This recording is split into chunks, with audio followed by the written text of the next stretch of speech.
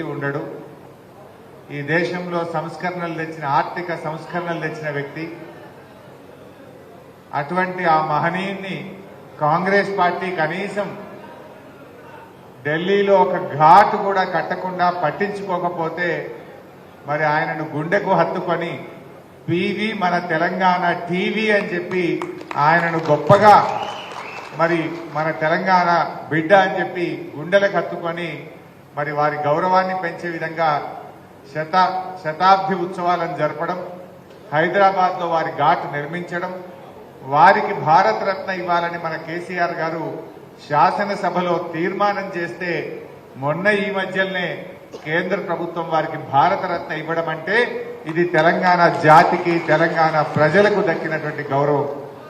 వారి కుమార్తె గౌరవనీయులు ఎమ్మెల్సీ గారు సోదరిమణి వానెక్క గారికి, మాజీ మంత్రివర్యులు గౌరవనీయులు మిత్రులు శ్రీనివాస్ గౌడన్న గారు, లక్ష్మారెడ్డి గారు, అదేవిధంగా మాజీ శాసనసభ్యులు గౌరవనీయులు రామ్మోహన్ రెడ్డి గారు, ఆలె వెంకటేశ్వర రెడ్డి గారు, రాజేందర్ రెడ్డి గారు, మన ఎంపీ అందరివాడుగా సౌమ్యుడిగా చాలా సాదాసీదాగా ఉండే మన ఎంపీ శ్రీనివాస్ రెడ్డి గారు, వెంకటేశ్వర రెడ్డి గారు, అదేవిధంగా ఈ కార్యక్రమంలో పాల్గొంటున్నటువంటి మా ఇబ్రాహీం గారు, మా సోదరిమణి రజనీ సాయిచంద్ గారు, గౌరవనీయులు గీతా గణేష్ గారు, రాజ్యలక్ష్మి గారు, ఇందాక మా మిత్రులు గుర్తు చేసినట్టు తెలంగాణ ఉద్యమంలో యూత్ విభాగం అధ్యక్షుడిగా ఆ రోజుల్లో రాష్ట్రమంతా తిరిగి ఉద్యమంలో గొప్పగా పనిచేసినటువంటి మిత్రుడు జిట్టా బాలకృష్ణారెడ్డి గారు, ప్రసాద్ గారు, అదేవిధంగా రామకృష్ణారెడ్డి గారు, నారాయణ రెడ్డి గారు, మా మున్సిపల్ చైర్మన్ నరేందర్ గారు, అదేవిధంగా లావణ్య దేవేందర్ యాదవ్ గారు, గౌరవ జెడ్పీటీసీలు, ఎంపీపీలు, కోఆపరేటివ్ చైర్మన్లు, రైతు బంధు సమితి అధ్యక్షులు, సర్పంచ్లు, ఎంపీటీసీలు, మండల పార్టీ అధ్యక్షులు, సింగిల్ విండో చైర్మన్లు, మాజీ మార్కెట్ కమిటీ చైర్మన్లు, డైరెక్టర్లు, ఎవరైనా నేను పేరు గుర్తు పెట్టుకోకపోతే తప్పు పట్టుకోకండి దయచేసి, వేదిక మీద ఉన్న పెద్దలు, ముఖ్యంగా మన బీఆర్ఎస్ పార్టీ కుటుంబ సభ్యులు, జర్నలిస్టులందరికీ పేరు పేరున నమస్కారం తెలియజేస్తాం.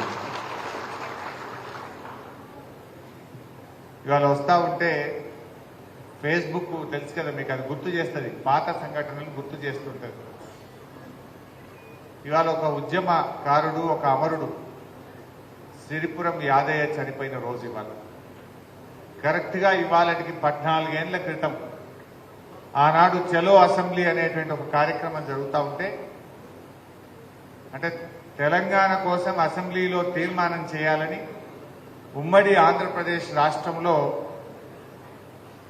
ఫిబ్రవరి 20వ తారీఖు 2010వ సంవత్సరం ఆనాడు ఉస్మానియా యూనివర్సిటీ నుంచి అసెంబ్లీ వైపు వస్తూ ఉంటే పోలీసులు అడ్డుకున్నారు, ఇనుప కంచెలు వేసినారు, బాష్పవాయు గోళాలు కొడతా ఉంటే సిరిపురం యాదయ్య ఉస్మానియా యూనివర్సిటీ గేటు దగ్గర ఆయన నిప్పంటించుకొని అమరుడైనటువంటి రోజు ఇవాళటి రోజు. ఇంకా యాదయ్యకు షాద్ నగర్ కూడా బాగా సంబంధం ఉన్నది. యాదయ్యది ఇక్కడి నుంచి బతకబోయి మన షాద్ నగర్ నియోజకవర్గం నుంచి బతకబోయి మహేశ్వరం మండలం నాగారం గ్రామంలో వాళ్ళు స్థిరపడ్డారు. కానీ వాళ్ళ అసలు ఊరు మాత్రం మన నిడదవెల్లి, కేశంపేట మండలం నిడదవెల్లి వారి స్వగ్రామం. ఆ సిరిపురం యాదయ్య చనిపోయినటువంటి రోజు ఈరోజు. అలాంటి ఉద్యమకారులు ఎంతో మంది బీఆర్ఎస్ కార్యకర్తల పోరాట ఫలితం ఇవాళ తెలంగాణ రాష్ట్రం వచ్చింది. అందరం ఒక్కసారి ఆ యాదయ్యకు గట్టిగా జోహార్లు అర్పిద్దాం. జోహార్ సిరిపురం యాదయ్యకు, జోహార్ సిరిపురం యాదయ్యకు, జోహార్ సిరిపురం యాదయ్యకు. కానీ ఇలా చాలా బాధ కలిగే అంశం ఏంటంటే ఎంతో మంది అమరుల త్యాగ ఫలితం, ఎంతో మంది పోరాట ఫలితం, మన కేసీఆర్ గారి 14 ఏళ్ల ఉద్యమ పోరాట ఫలితం, చావు నోట్లో తలబెట్టి తెలంగాణ మన కేసీఆర్ తెచ్చింది. మొన్న ఎప్పుడో అసెంబ్లీలో కూర్చొని ఆ దిక్కు చూస్తూ ఉంటే నా మనసులో ఒక ఆలోచన కలిగి బాధ కలిగింది. ఆనాడు ఉద్యమ సమయంలోనైనా లేదు తెలంగాణ రాష్ట్రం వచ్చిన తర్వాతనైనా లేదు మొన్న ముఖ్యమంత్రిగా బాధ్యతలు చేపట్టిన తర్వాతనైనా కనీసం ఏ ఒక్క రోజు కూడా తెలంగాణ అమరవీరులకు స్తూపం దగ్గర ఒక పువ్వు పెట్టని వ్యక్తి, ఒక్కనాడు శ్రద్ధాంజలి ఘటించని వ్యక్తి రాష్ట్రానికి ముఖ్యమంత్రి అయ్యే కదా అని నా మనసుకు ఎంతో బాధ కలిగింది. ఆ అసెంబ్లీలో కూర్చొని అధికు చూస్తే ఒక్కనాడు జై తెలంగాణ అనే వ్యక్తి, ఒక్కనాడు తెలంగాణ ఉద్యమంలో పాల్గొనని వ్యక్తి, ఒక్కనాడు అమరుల స్తూపం దగ్గర ఒక పువ్వు పెట్టని వ్యక్తి రాష్ట్రానికి ముఖ్యమంత్రి అయ్యే కదా అని నా గుండె నిజంగా బాధ కలిగింది. ఆ రోజు నా అసెంబ్లీలో కూర్చొని నాకు నేనే అనుకున్నా, ఒకనాడైతే మా తమ్ముడు యాద్ చేస్తుండు, ఎవడరా జై తెలంగాణ అనేది దమ్ముంటే రెండు రాని తుపాకీ పట్టుకొని బయలుదేరినాడు.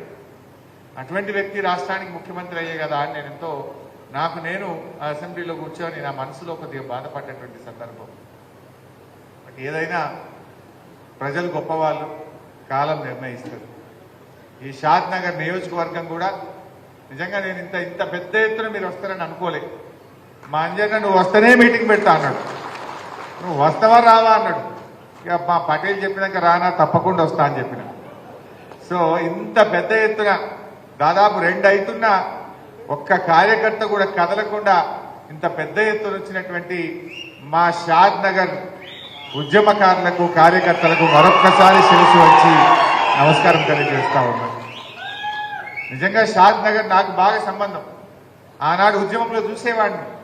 తెలంగాణ ఉద్యమానికి శక్తినిచ్చిన నియోజకవర్గం, పోరాట స్ఫూర్తిని చూపిన నియోజకవర్గం ఈ షాద్ నగర్ నియోజకవర్గం. ఆ రోజుల్లో ఎప్పుడు హైదరాబాద్ లో కార్యక్రమాలున్నా ఇక్కడ నుంచి ఎంతో మంది మరి అక్కడికి వచ్చి తెలంగాణ భవన్ లో గాని, జలదృశ్యంలో గాని, ధర్నాలలో గాని, పోరాటాల్లో కూడా గొప్ప స్ఫూర్తిని చూపినటువంటి కార్యకర్తలు ఈ షాద్ నగర్ నియోజకవర్గంలో ఉన్నారు. మరి మీరు వరుసగా 2 సార్లు మన అంజయ్య యాదవ్ గారిని అద్భుతంగా గెలిపించినటువంటి కార్యకర్తలు మా షాద్ నగర్ నియోజకవర్గంలో ఉన్నారు. సరే మొన్న కూడా దగ్గరికి వచ్చిపోయినాం కదా, అంతా కొడితే 7,000 చాలా కష్టపడ్డారు మీరు అందరూ. ఆ కాంగ్రెస్ పార్టీ చేసిన మోసపూరిత వాగ్దానాలు అయ్యో అరచేతుల వైకుంఠం చూపించిందిగా. ఇక రాంగన 2 లక్షల రుణమాఫీ, రాంగన 4,000 పింఛన్, రాంగన 2,500 రూపాయలు, వడ్ల అమ్ముకోకుని బోనస్ అని ఇట్లా ఎన్నో మోసపూరిత వాగ్దానాలు చెప్పినటువంటి కాంగ్రెస్ మాటలు నమ్మి కొద్దిమంది ఓట్లేసినారు, ప్రజలు ఓట్లేసినారు. కానీ మొన్న కూడా చాలా బాగా కష్టపడి మీరందరూ కూడా పనిచేసినారు. స్వల్ప మెజార్టీ, దాదాపు 7,000 మెజార్టీతో మనం ఈ సీట్ కోల్పోయినాం. సరే గెలుపు ఓటములు ఉంటాయి. మనం అధికారంలో ఉన్నా ప్రతిపక్షంలో ఉన్నా మనం ప్రజల పక్షాన ఉందాం, ప్రజల కోసం పనిచేద్దాం. సరే ఇలా మనకేం బాధ్యత ఇచ్చిన ప్రజలు, ప్రతిపక్షంలో ఉండేటువంటి బాధ్యత మనకు ఇచ్చారు. డెఫినెట్ గా ఈ ప్రభుత్వం ప్రజలకు ఇచ్చిన హామీలు అమలు చేసేదాకా కూడా వాళ్ళ వెంటబడుడే, ప్రజలకు ఇచ్చిన హామీలు అమలు చేసేదాకా నిలదీసుడే. ఎక్కడ వదిలేదు లేదు, అసెంబ్లీలో వదిలేదు లేదు, కింద గ్రౌండ్ లో కూడా వదిలేదు లేదు, ఎంబడి వడుడే పడు. మీరు కూడా కార్యకర్తలు ఎవరు అధైర్యపడకూడదు. జర నా ఇల్లు ఇదికే ఉంటుంది. మీరేదైనా నిజంగా ఇబ్బంది వస్తే ఒక్క ఫోన్ కొట్టుండి, గంట సేపట్లో షాద్ నగర్ లో ఉంటా. ఎవడన్నా మీ తెరువు వచ్చినా, మిమ్మల్ని ఎవడన్నా ఇబ్బంది పెట్టినా సీనన్న, నేను, లచ్చన్న అందరం కలిసి గంట సేపట్లో మీ దగ్గర ఉంటాం.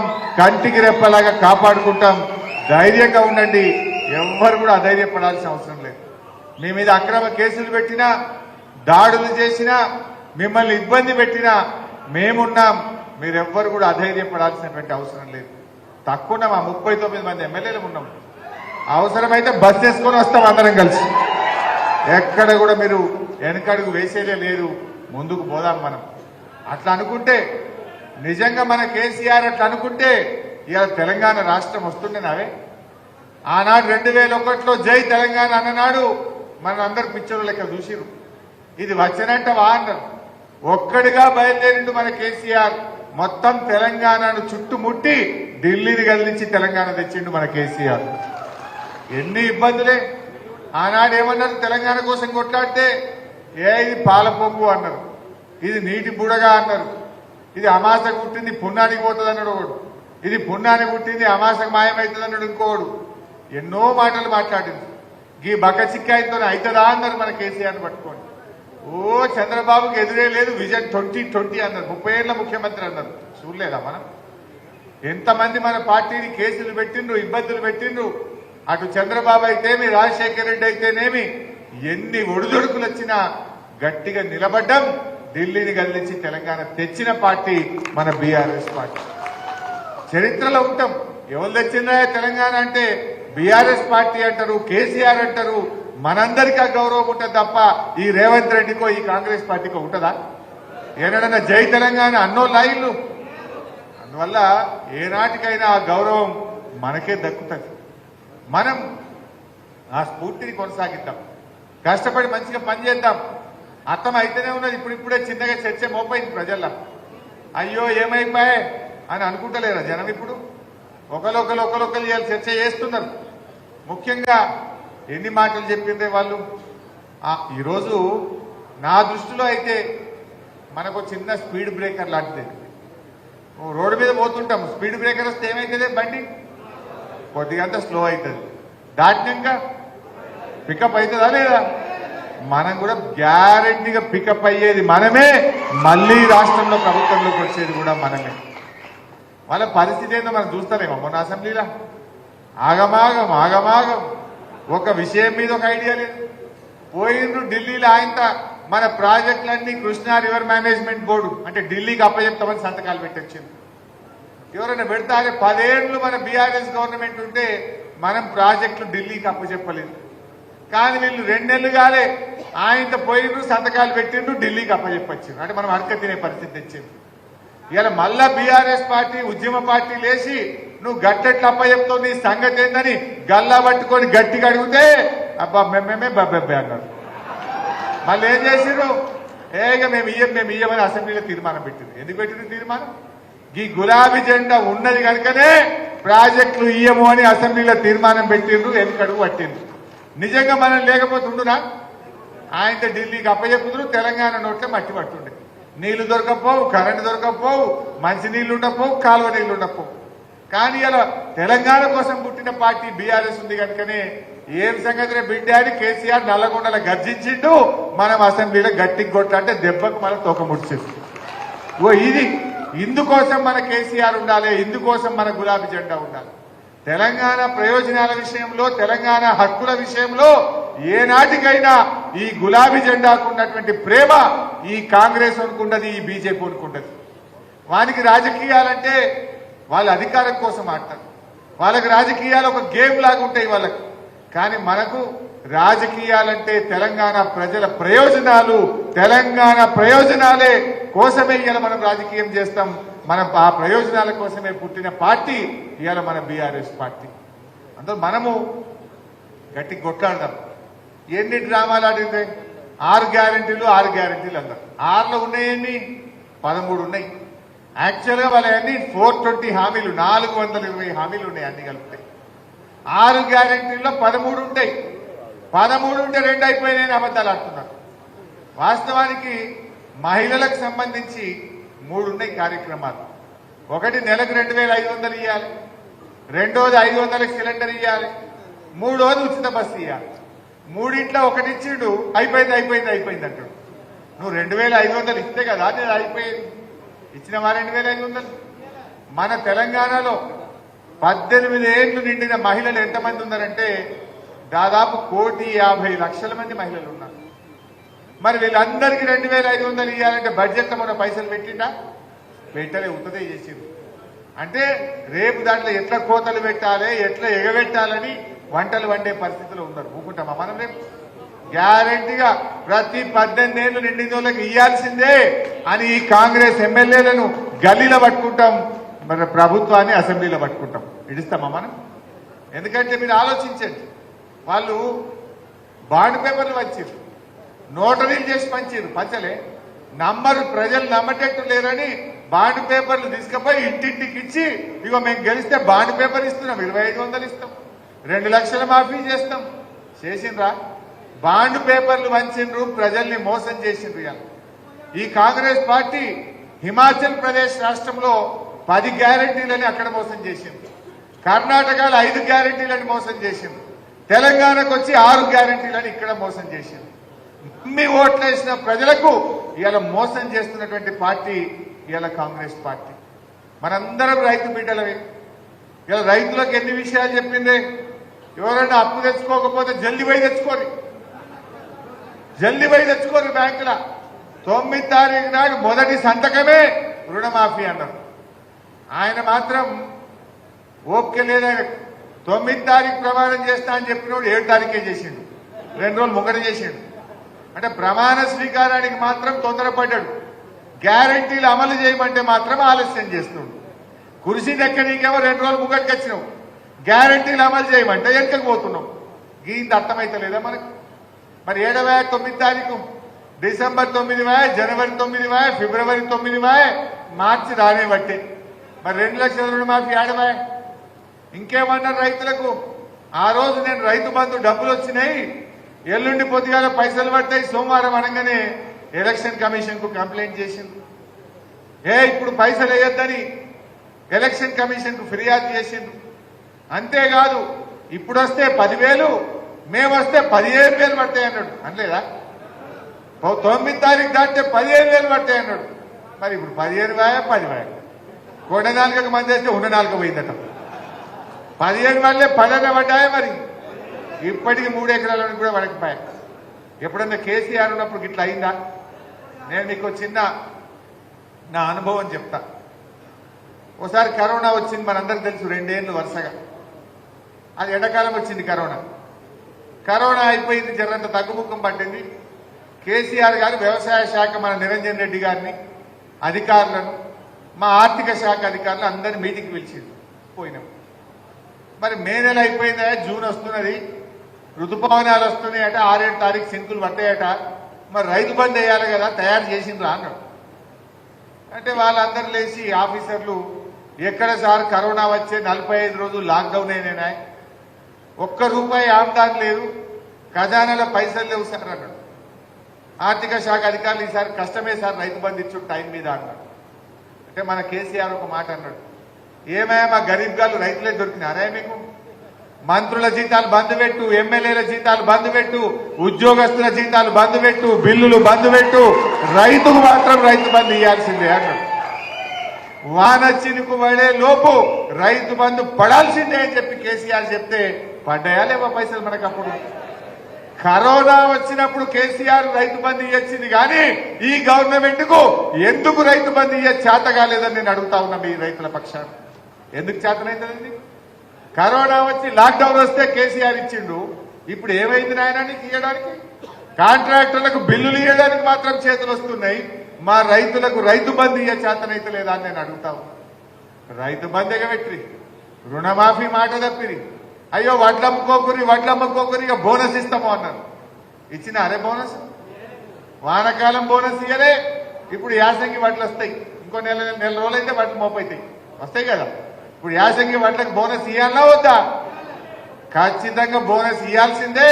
ఎక్కడికక్కడ కల్లాల కాడ మన టీఆర్ఎస్ పార్టీ వాళ్ళు కాంగ్రెస్ వాళ్ళు నిలదీయాల్సిందే. వడ్లకు వాళ్ళ మెడలు వంచి బోనస్ ఇప్పియాలి. మనం బిడ్డను బోనస్ ఇవ్వవా? పార్లమెంట్ ఎన్నికల్లో మన రైతుల సత్తా ఏందో ఈ కాంగ్రెస్ పార్టీకి చూపిద్దాం. నువ్వు అందులో ఇస్తాను బోనస్ ఇవ్వకుండా, రుణమాఫీ చేయకుండా, నువ్వు రేపు రైతు బంధు ఇవ్వకుండా ఎట్లా ఓట్లు అడుగుతావని నేను అడుగుతా ఉన్నా కాంగ్రెస్ పార్టీ. గీ ముచ్చట మీరు రైతుల దగ్గర పోయి ముచ్చట చెప్పండి. 2 లక్షల రుణమాఫీని మోసం చేసే, 15,000 రైతు బంధు ఇస్తానని మోసం చేసే, వడ్లకు బోనస్ అని మోసం చేసే, 24 గంటల కరెంట్ ఇస్తాడు, 15-16 గంటల కరెంట్ వస్తలేదు, మళ్ళీ మోటార్లు కాలడు మోపైంది. కాలుతలేవు మోటార్లు. కాంగ్రెస్ వచ్చింది, మోటార్లు కాలుతున్నాయి. మొన్న నాకు మరి జనార్దన్ రెడ్డి కలిసింది, ఏదో మన పార్టీ మీటింగ్ ఉంటే కలిసింది. నాగర్ కర్నూలు పోయిందట. ఎందుకంటే ఆడ కరెంటు మోటార్ల వైండింగ్ దుకాణం ఉండేది, ఏదో పేరు చెప్పాడు, ముస్తాఫానా ఏదో పేరు చెప్పాడు. ఆయన ఎప్పుడు మన మీద కోపం కూడా, అరే మీ బీఆర్ఎస్ వచ్చింది, మా గిరాకీ బంద్ అయిందా, మీ బీఆర్ఎస్ వచ్చినాక నాకు కిరాయి వెళ్తలేదని గులుగుతుండేనట. మొన్న మా మర్రన్నకు కలిసిండట. అనా ఇప్పుడు మళ్ళా కాంగ్రెస్ వచ్చింది ఫుల్ పని అన్న చేతింట పని రోజు 10 మోటార్లు వస్తున్నాయి అన్నట్టు. రాత్రి 10 దాకా పనిచేస్తున్నా రోజు 10-15 కాలిపోయిన మోటార్లు వస్తున్నాయి. మా గిరాకీ మాత్రం కాంగ్రెస్ వచ్చింది ఫుల్ గిరాకీ ఉన్నది అన్నట్టు. ఏం గిరాకీ అంటే మోటార్లు కాలిపోతున్నాయి, వైండింగ్ దుకాణానికి వస్తున్నాయి. ఇప్పుడు ఇది ముచ్చట. కాంగ్రెస్ వచ్చింది కరెంటు మోటార్లు కాలుతున్నాయి, మోపైంది ఊర్ల పనులు లో వోల్టేజ్ వస్తుంది, ట్రిప్ అవుతున్నది, ట్రాన్స్ఫార్మర్లు కాలుతున్నాయి, మోటార్లు కాలుతున్నాయి, దొంగ రాత్రి కరెంట్ వస్తున్నది. మనకు 15-16 గంటల కరెంట్ రాని పరిస్థితి మళ్ళా ఏర్పడ్డదా లేదా మీరు ఆలోచించండి. ఇప్పుడు రైతుల్లో చర్చ జరుగుతా ఉంది. మనం చెప్పడం వేరు, వాళ్ళ అనుభవం కదా. ఆ కేసీఆర్ ఉండగా రైతు బంధు వచ్చింది నిజం, కాంగ్రెస్ వచ్చినాక రైతు బంధు పడంది నిజం. కేసీఆర్ ఉండగా 24 గంటల కరెంట్ వచ్చింది నిజం, కాంగ్రెస్ వచ్చినాక 15-16 గంటల కరెంటు రాంది నిజం. అంతేనే కదా. ఇలా ప్రజలకు వాళ్ళకి అర్థమవుతున్నది. మనం కూడా ఈ విషయాన్ని ప్రజల్లోకి గట్టిగా కార్యకర్తలు తీసుకొని పోవాలని చెప్పి కూడా నేను కోరుతా ఉన్నాను. ఇలా రైతులే కాదు, మొన్న మేము అసెంబ్లీలో అడిగినాం, మీరు నిరుద్యోగ యువతకు నిరుద్యోగ భృతి ఇస్తా అన్నారు కదా, ఎప్పటి నుంచి ఇస్తారు బట్టి విక్రమార్క గారు అని అడిగినాం. లేచి డిప్యూటీ సీఎం గారు లేచి మేము ఎక్కడ చెప్పలేదంటాడు. మేము నిరుద్యోగ భృతి ఇస్తామని మేమేడ చెప్పినాం, 6 గ్యారెంటీలో చెప్పలే, మేము ఎక్కడ చెప్పలేదని అసెంబ్లీ సాక్షిగా అబద్దాలు మాట్లాడాం. చెప్పలేదా వాళ్ళు? ప్రియాంక గాంధీ చెప్పే, రేవంత్ రెడ్డి చెప్పే, వాళ్ళ మేనిఫెస్టోలో కూడా కొట్టి ఇవాళ మేము ఎక్కడ చెప్పినాం నిరుద్యోగ భృతి అని అసెంబ్లీలో చేతులు లాబట్టినటువంటి పరిస్థితి. ఆ రకంగా ఏ విషయమన్నా తీసుకో. ఇదే రేవంత్ రెడ్డి అవారీ పింఛన్ ఎంత వస్తుంది అన్నాడు. అంటే ఒక ముసలామె 2000 వస్తుంది బిడ్డ అన్నాడు. ఇగో డిసెంబర్ వస్తున్నది, డిసెంబర్ రాగానే 4000 పింఛన్ మా కాంగ్రెస్ పార్టీ ఇస్తుంది అన్నాడు. అసలేం జరిగిందో మీకు తెలుసా? మొన్న జనవరి నెలలో ఇచ్చే 2000 కొట్టిండు, ఒక నెల పింఛనే కొట్టిండు, జనవరి మొత్తంలో పింఛనే మళ్ళీ. నిజమా కాదా? మరి ఆ ముసలిళ్ళకి చెప్పొద్దా మీరు పోయి? వీడు 4000 ఇస్తారని ఇచ్చే 2000 కొట్టిండని చెప్పాలన్నా వద్దా మనం? జనవరిలో అవ్వ తాతలకు, వికలాంగులకు, గీత నీత కార్మికులకు ఇచ్చే 2000 కూడా ఎగబెట్టిండు. మన ఫిబ్రవరి 10 తారీఖేమో ఇచ్చింది ఫిబ్రవరి పింఛన్, ఒక నెల ఎగరగొట్టింది. అంటే ఏమైతుంది మరి ఇలా మనం ఆలోచించద్దా? కేసీఆర్ ఉండగా ఎప్పుడైనా పింఛన్ ఆగిందా? ఏ రోజు ఆగలే. ఇప్పుడు 4000 అన్నాడు, ఇచ్చే 2000 కూడా మొన్నటి నెలలో ఎగ్గొట్టినటువంటి పరిస్థితి కూడా మనం చూస్తా ఉన్నాం. ఇట్లా ఏ విషయాలు చూసినా ఇక ఉద్యోగాల కథ మీరు చూస్తున్నాం. ఇప్పుడు ఎట్లంటే సొమ్మొకది సోకొకంది అన్నట్టు అయిపోయింది. ఇవాళ నర్సింగ్ ఉద్యోగాలకు నోటిఫికేషన్ ఇచ్చింది మనం, పరీక్ష పెట్టింది మనం, సర్టిఫికెట్లు వెరిఫై చేసింది మనం, ఉద్యోగాలు ఇచ్చే టైంకు ఎలక్షన్ కోడ్ వచ్చింది. మనం అంతా చేస్తే ఈయన పోయి పంచి నేనే ఇచ్చిన అంటాడు. కానిస్టేబుల్ ఉద్యోగాలు అంతే. అంటే నిజంగా నీ కాంగ్రెస్ ప్రభుత్వం వచ్చినాక నువ్వు ఒక్క నోటిఫికేషన్ అని ఇచ్చినావు అయ్యాలకి? ఒక్క నోటిఫికేషన్ ఇయ్యలే, ఒక్క పరీక్ష పెట్టలే. కానీ మనం చేసిన దాన్ని పట్టుకొని మేం చేసినామని చెప్పి ఇవాళ డబ్బా కొట్టుకునేటువంటి ప్రయత్నం వాళ్ళు చేస్తున్న విషయాన్ని కూడా మీరు ప్రజల్లో చెప్పాల్సినటువంటి అవసరం ఉంది.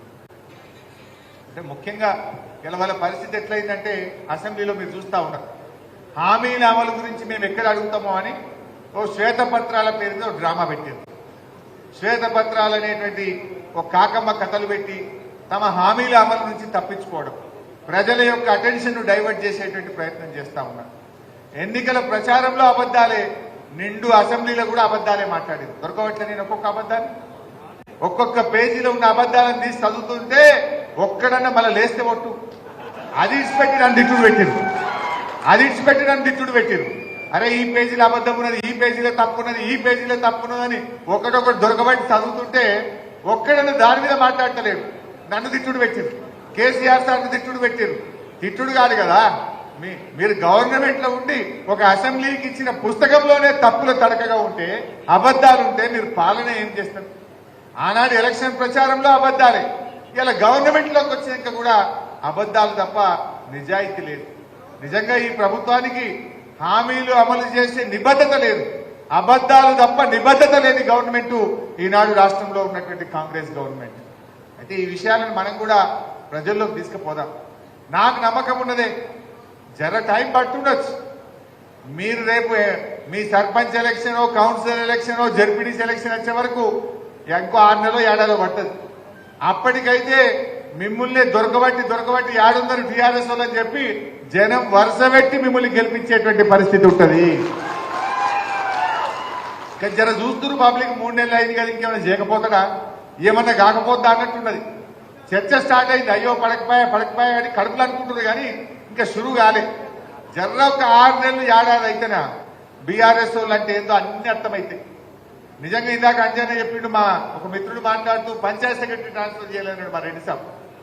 నిజమే, మనం ఏమైందంటే మన కేసీఆర్ అన్ని రూల్ అన్నాడు, అంత పద్ధతి అన్నాడు. ఇప్పుడు ఇప్పుడు మేము నేర్చుకోవాల్సి వస్తుంది. వానికి రూల్ లేదు ఏం లేదు, అంత బుల్డోసే ఎటువంటి అంటే వాళ్ళు ఇవాళ మన కార్యకర్తలను ఇబ్బంది పెట్టడం, మన సర్పంచులను ఇబ్బంది పెట్టడం, మన నాయకులను ఇబ్బంది పెట్టేటువంటి ప్రయత్నం చేస్తుంది.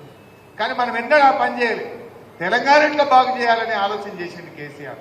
మనం ఎక్కినాడు ఏంటే పరిస్థితి, అసలు 5-6 గంటల కరెంటు రైతులకు రాకపోవు, ఈ మహబూబ్ నగర్ జిల్లాలో తాగడానికి మంచినీళ్లు దొరకకపోవు. ఇటువంటి తెలంగాణను కేసీఆర్ 24 గంటల కరెంట్ ఇచ్చి ఇంటింటికి మంచినీళ్లు ఇచ్చి ఎన్నికల్లో హామీ ఇవ్వకపోయినా రైతు బంధు రైతు బీమా లాంటి పథకం తెచ్చి ఓట్ల ముందు చెప్పకపోయినా కళ్యాణ లక్ష్మి లాంటి పథకం తెచ్చి ఇలా ప్రజలకు ఏం కావాలో చేసే ప్రయత్నం చేసినాం. ఎలక్షన్ మేనిఫెస్టోలో ఉందా కళ్యాణ లక్ష్మి? లేకుండా చేసినాం. రైతు బంధు ఇస్తామని ఓట్ల ముందు చెప్పినామా? చెప్పకుండా మనం రైతు బంధు రైతు బీమా లాంటి పథకాలు తెచ్చినాం. కానీ మనమేమో చెప్పని చేసినాం, వాడేమో చెప్పింది చేయని పరిస్థితి ఇవాళ ఈ రాష్ట్రంలో మనం చూస్తా ఉన్నాం. ఇవన్నీ మన మహబూబ్ నగర్ జిల్లా అంటే గుర్తొచ్చింది. చంద్రబాబు నాయుడు, రాజశేఖర రెడ్డి గారు కల్వకుర్తి ఎత్తిపోతల పథకానికి ఎప్పుడు 1984లో ఫస్ట్ కొబ్బరికాయ కొట్టింది. 1984 నుంచి 2014 దాకా 30 ఏళ్లు వీళ్ళదే రాజ్యం. 30 ఏళ్లలో మీ ముఖానికి కల్వకుర్తి పూర్తి చేయలే. నెట్టంపాడు భీమాలో నీళ్లు ఇయ్యలే. ప్రాజెక్టుల పేరు మారిపోయింది. లాస్ట్కి ఏమైంది, దాన్ని కల్వకుర్తి అనుడు బంద్ చేసిన జనం పెండింగ్ ప్రాజెక్ట్ అనుడు పెట్టారు. పెండింగ్ ప్రాజెక్టులు పూర్తి చేయాలని జలసాధన సమితి, పెండింగ్ ప్రాజెక్టులు పూర్తి చేయాలని ఉద్యమాలు, నిరహార దీక్షలు. అంటే ఈ కాంగ్రెస్ వాళ్ళ జమానాలో ప్రాజెక్టుల పేరు మారిపోయి పెండింగ్ ప్రాజెక్టులని పేరు పడ్డది. అటువంటి ప్రాజెక్టులను ఇలా 30 ఏళ్లలో కల్వకుర్తి, నెట్టంపాడు, భీమా, కోయిల్ సాగర్ ఈ 4 ప్రాజెక్టులు కాంగ్రెస్ తెలుగుదేశం జమానాలో వాళ్ళు ఇచ్చిన నీళ్లు ఎంత అంటే ఈ ఉమ్మడి మహబూబ్ నగర్ జిల్లాలో 27,300 ఎకరాలు ఇచ్చింది. వాళ్ళు 30 ఏళ్లలో వాళ్ళు ఇచ్చింది 27,300 ఎకరాలు. మన బీఆర్ఎస్ ప్రభుత్వం వచ్చిన తర్వాత 6,36,000 ఎకరాలకు మనం నీళ్ళు ఇచ్చి చూపించాం. 30 ఏళ్లలో మీరు 27,300 ఎకరాలకు ఇస్తే మన బీఆర్ఎస్ గవర్నమెంట్ వచ్చినాక 6,36,000 ఎకరాలకు నీళ్లు ఇచ్చాం. పంప్ హౌస్ లో పట్టుకున్నాం. ఇదే లక్ష్మారెడ్డి అన్న, శ్రీనివాస్ గౌడ్ మేమందరం పోయి కల్వకుర్తి పంప్ హౌస్ లో రాత్రి పూట నేల మీద అట్లాంటి నేల మీద మేము చెద్దరేసుకొని పండుకొని ఆడ పని చేయించినాం. వెంబడబడి పని చేయించినాం. రాత్రి పూట ఆ వాగు ఉండగా ఆవంచ వాగు దగ్గర ఆక్విడెక్ట్ కట్టాలంటే ఆ ఊర్లో పోయి డాబా మీద పండుకున్నాం. ఓ రోజు డాబా మీద పండుకొని ఆడ ఉండి రాత్రి 12-1 గంటల దాకా రివ్యూ చేసి ఎంబడబడి కల్వకుర్తి, నెట్టంపాడు, భీమా పూర్తి చేసి 6,36,000 ఎకరాలకి మహబూబ్ నగర్ జిల్లాలో నీళ్ళు ఇచ్చారు. ఇలా పాలమూరు రంగారెడ్డిలో 80% పనులు పూర్తయినాయి. 2 టీఎంసీలకు టనళ్లు తవ్వినాం. 2 టీఎంసీలకు పంప్ హౌసులు కట్టినాం. రిజర్వాయర్లు పూర్తయినాయి. ఇలా కేంద్ర ప్రభుత్వంలో స్టే ఉండే, గ్రీన్ ట్రిబ్యునల్లో స్టే ఉండే, ఆ స్టే తీసేపించినాం. సుప్రీంకోర్టుకు పోయినాం. మొన్ననే 90 టీఎంసీల నికర జలాలు కేటాయించినాం. ఈఏసీ అనుమతి కూడా తెచ్చినాం. ఇప్పుడు కాంగ్రెస్ వాళ్ళు చేయాల్సింది ఏం లేదు, ఇంత కాలువ తవ్వుతే నీళ్లు వారుడే. 80% పని చేసినాం. మీరు దయచేసి మా షాద్ నగర్ కానీ ఉమ్మడి మహబూబ్ నగర్ జిల్లాకు 8 లక్షల ఎకరాలకు నీళ్లు బారే పాలమూరు రంగారెడ్డిలో 80% పనులు పూర్తి చేసినాం. మీరు కాలువలు తవ్వండి, ఏడాది లోపల నీళ్లు తీసుకురావాలని చెప్పి కూడా నేను ఈ సందర్భంగా డిమాండ్ చేస్తాను. నిజానికి ఇదే కాంగ్రెస్ వాళ్ళు కేసులు వేసింది. వీళ్ళు కోర్టులలో కేసులు వేయకపోతే, వీళ్ళు అడ్డంకులు పెట్టకపోతే ఇంకా 3 ఏళ్ల ముంగట్నే అయిపోతుండే. సుప్రీంకోర్టుల కేసు, గ్రీన్ ట్రిబ్యునల్ల కేసు, ఎన్ని కేసులు వేసినా కూడా ఎంబడబడి 80% పనులు పూర్తి చేయడం జరిగింది. మీరు 30 ఏళ్ల కల్వకుర్తిలో 13,000 ఎకరాలకు నీళ్లు ఇయ్యలే, మేము 3 లక్షల ఎకరాలకు నీళ్లు ఇచ్చినాం. అదేవిధంగా పాలమూరులో 80% పనులు పూర్తి చేసినాం. త్వరలోనే ఆ నీళ్లు తెచ్చే అవకాశం ఉంది. పని చేయండి అని చెప్పి కూడా నేను మొన్న అసెంబ్లీలో వాళ్ళకి చెప్పిన గట్టిగా చేయండి. 80% పని అయింది. ఇక జర్ర గట్టిగా పని చేస్తే 6 నెలల ఏడాది లోపల నీళ్ళు వస్తాయి. ఇక పని చేయండి, ఊకే మమ్మల్ని తిట్టుడు బంద్ చేయండి, పని చేయండి అని చెప్పి నేను వాళ్ళకి గట్టిగా అసెంబ్లీలో చెప్పడం జరిగింది. సో ఈ రకంగా ఎన్నో పనులు మనం చేసుకుంటూ వచ్చాం. నేను మీ అందరినీ కూడా కోరేది ఒకటే, ఈ బీజేపీ వాళ్ళు కూడా నిర్ణయాలు బాగా మాట్లాడుతున్నారు. అది బీజేపీ అయినా కాంగ్రెస్ అయినా ఎవరు చేసిందే మహబూబ్ నగర్కు? అదే నరేంద్ర మోడీ గారు మహబూబ్ నగర్కి వచ్చి పాలమూరు ఎత్తిపోతలు మేము పూర్తి చేస్తామన్నాడు. ఏమైనా జాతీయ ప్రాజెక్ట్ ఇచ్చిందా? కాంగ్రెస్ వాళ్ళు మన ఢిల్లీకి పోయిన జాతీయ ప్రాజెక్టు తెస్తామన్నారు, లేదనగానే చేతులు ముడుచుకొని మళ్ళీ వాపసు వచ్చారు. ఇలా నిజంగా మహబూబ్ నగర్ జిల్లాలో ఇలా మెడికల్ కాలేజ్ మహబూబ్ నగర్లో వచ్చిందంటే, నాగర్ కర్నూలులో మెడికల్ కాలేజ్ వచ్చిందంటే, వనపర్తిలో మెడికల్ కాలేజ్ వచ్చిందంటే, ఇలా గద్వాల నారాయణపేటలో మెడికల్ కాలేజీలు వస్తున్నాయంటే ఇలా మన బీఆర్ఎస్ పార్టీ వచ్చినాకనే ఇలా వస్తున్నటువంటి పరిస్థితి. మనం వచ్చినాకనే ఇలా ఒకటొకటిగా డెవలప్ అయింది.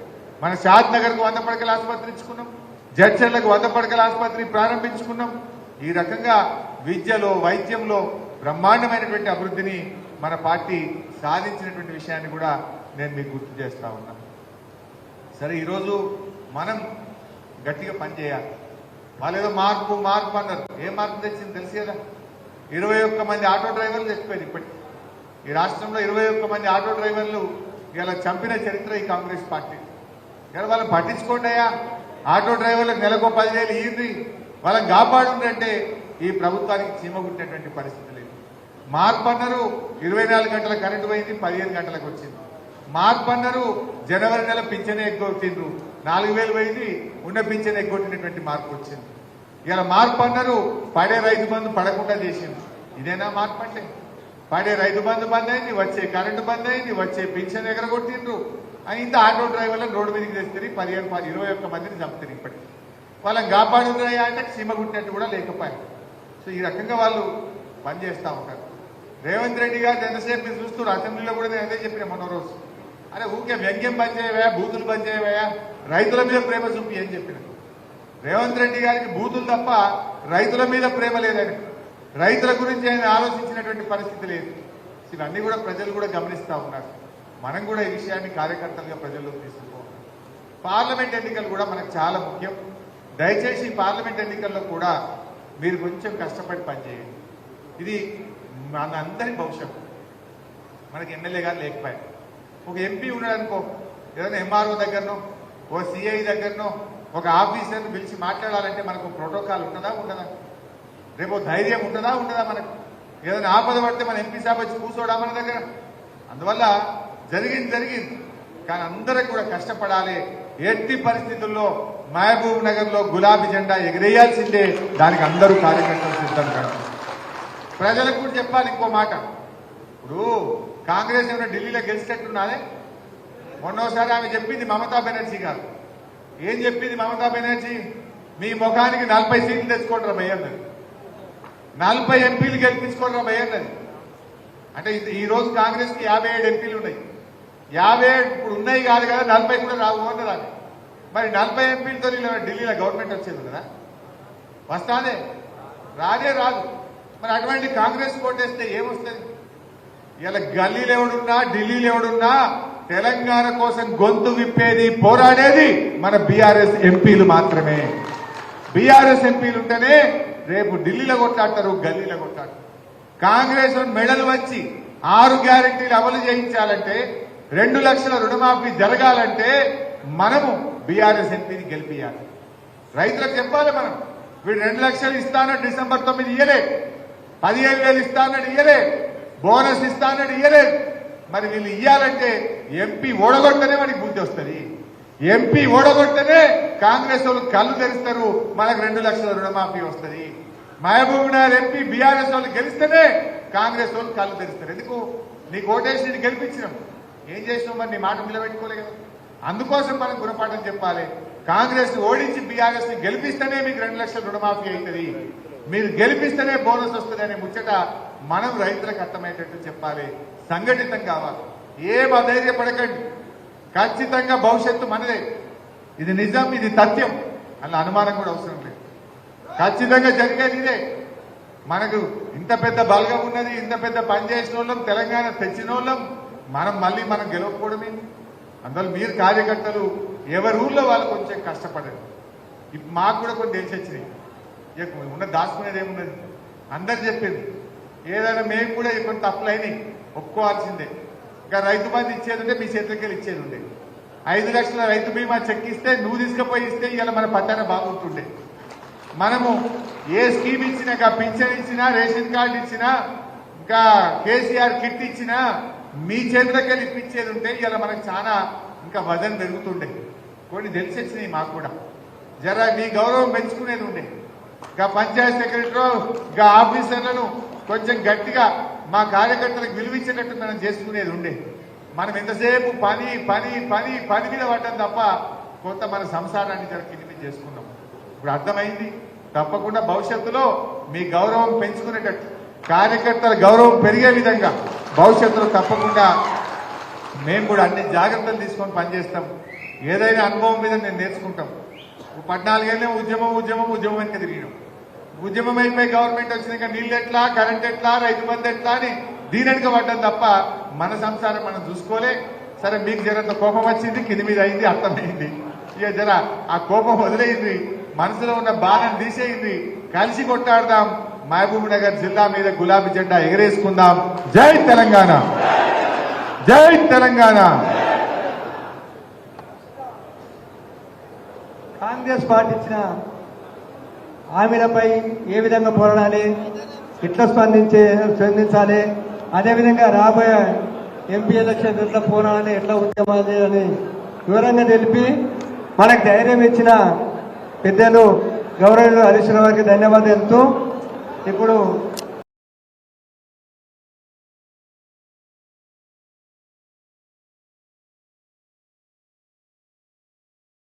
ఇంకో ఉన్నాడు అక్కడ గుంటూరులో జయకిసిగాలజీ జాగలమూడి కుక్కుస్వామి చౌదరి, ది గ్రేట్ మ్యాన్, మానవత్వం ఉన్నాడు.